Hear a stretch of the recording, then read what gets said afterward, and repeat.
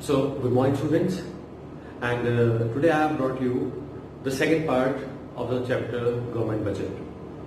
And today we have to discuss about the various types of budget available. So students, there are three types of budgets that are available by the government.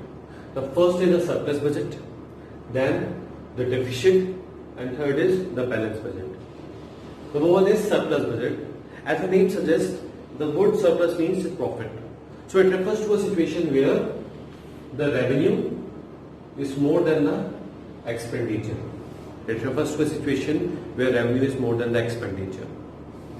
Deficit budget, it refers to a situation where revenue is less than the expenditure.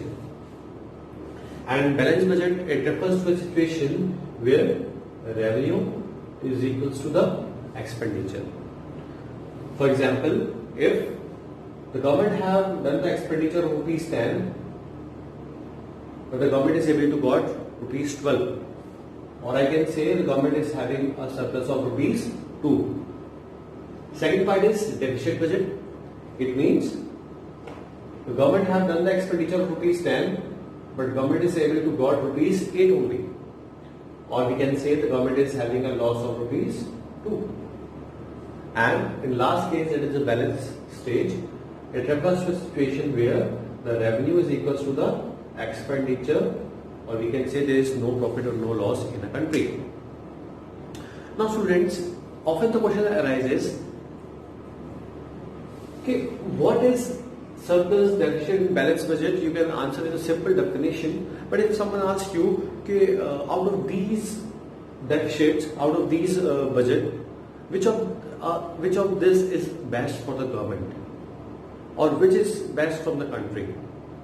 So students, from the country's point of view, balance budget is the best budget. From the country's point of view, I repeat my words, from the country's point of view, balance budget is the best budget. Why not surplus? Because in surplus budget, revenue is more than the expenditure. And ये revenue कहाँ से आती है? ये revenue आती है आपके और हमारे पॉकेट में से, यानी कि टैक्सेस से. हमने टैक्सेस वगैरह गवर्नमेंट को पे करे तो ये गवर्नमेंट के लिए अच्छी है, लेकिन हमारे लिए बेकार है. और हमारे लिए बेकार है, गवर्नमेंट के लिए अच्छी है, तो इसलिए कंट्री के लिए भी अच्छी नहीं हो सकती. कंट्री के लिए सिर्फ वही सिचुएशन अच्छी है जहाँ पे प्रोड्यूसर्स एंड कंज्यूमर्स खुश है, यानी कि government and as well as the people of the country are happy. और वो सिर्फ एक ही स्टेज पे हो सकते हैं, दैट इज बैलेंस स्टेज. ना तो इस स्टेज पे होते हैं, ना इस स्टेज पे होते हैं, ना इस स्टेज पे. सो सरप्लस बजट हमारा उस कैटेगरी में फॉल नहीं होता. स्टूडेंट्स, हमारे पास में फर्दर है हमारा जो डेफिसिट बजट है. हमारा डेफिसिट बजट फर्दर 3 पार्ट्स में डिवाइड है. हम क्यों बात कर रहे हैं डेफिसिट बजट की, हम बात क्यों नहीं कर रहे हैं बैलेंस और सरप्लस की?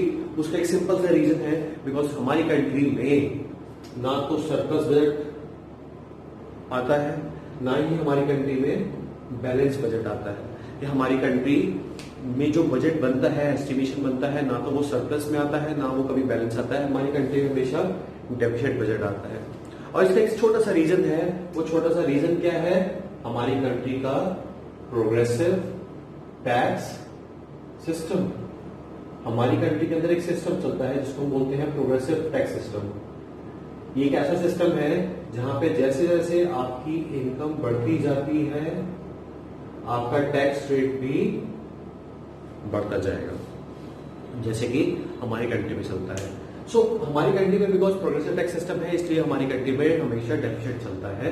हमारी कंट्री में हमेशा नुकसान होता है, बिकॉज गवर्नमेंट 5 लाख तक की इनकम के लोगों से टैक्स लेती ही नहीं है, जिसका सारा बर्डन कहां शिफ्ट होता है? On the people having income more than rupees 5 lakh. इस तरीके से हमारी कंट्री में नुकसान होता है. गवर्नमेंट को टैक्स कम मिलता है, गवर्नमेंट खर्चा ज्यादा करती है. And now this deficit budget is further divided into 3 parts. क्योंकि हमारी कंट्री में सिर्फ डेफिसिट बजट है, इसलिए हम सिर्फ डेफिसिट बजट के बारे में पढ़ेंगे. And deficit budget is divided into 3 parts, that is revenue, fiscal and primary deficit. Formula हम देख लेते हैं रेवेन्यू डेफिसिट का. The formula for the revenue deficit, हमारी कंट्री का सबसे पहला डेफिसिट, याद रखिएगा ये लाइन वाइज लाइन ऐसे ही चलता है. सबसे पहले कंट्री में रेवेन्यू डेफिसिट होगा, फिर फिस्कल, फिर हमारा last primary deficit. So revenue deficit हमारा फॉर्मूला इसका होता है revenue deficit is equal to revenue expenditure minus revenue receipts. Physical deficit का फॉर्मूला होता है physical deficit is equals to total expenditure minus total receipts but OTB other than borrowings को हटा देते हैं इसमें से। एंड प्राइमरी डेफिसिट का फॉर्मूला हमारे पास होता है primary deficit is equals to physical deficit minus interest payment. ये हमारा इसका फॉर्मूला होता है और ये हमेशा एक ही सीक्वेंस में चलता है, सबसे पहले रेवेन्यू, फिर फिजिकल और फिर प्राइमरी। सो स्टूडेंट्स, आज के लिए हम इतना ही छोड़ने वाले हैं। नेक्स्ट वीडियो में हम इसको बहुत डिटेल से पढ़ेंगे, इसका कंट्री के अंदर बहुत बड़ा इम्पैक्ट होता है, उसके लिए हमें एक अलग से लेक्चर हमने बना रखा है। So stay tuned with us. In case you are having any problem, get in touch with us. You can comment also, and in case you are in touch, you can get us anywhere. So stay home and stay safe and join our next lecture very soon. God bless you all.